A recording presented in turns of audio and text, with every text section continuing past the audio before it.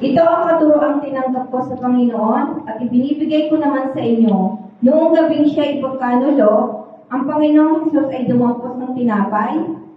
Nagpasalamat siya at pinagpirapan sa iyon at sinabi, ito ang aking katawan na ihahandog sa inyo. Gawin ninyo ito bilang pag-aalala sa akin.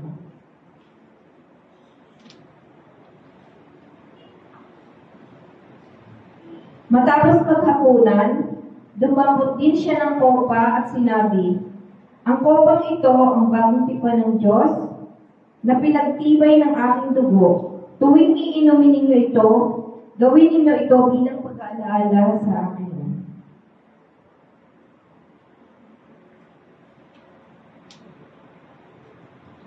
Yan, sa pagtanggap po natin sa Panginoon, piling natin maging yung kadakilaan ng pag-ibig niya. Manalangin po tayo. Lord, marami pong salamat sa oras na ito.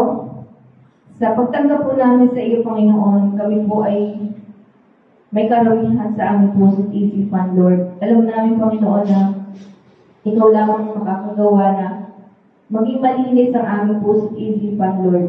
At salamat po, Panginoon, sa dakilang pag-ibig mo, sa kabila ng aming mga pagkukulang sa iyo, Panginoon. Nawa, pakalinisin mo ang aming puso't isipan, Lord. Tulungan mo kami dahil wala po kami magagawa kung di ka namin kasama, Panginoon.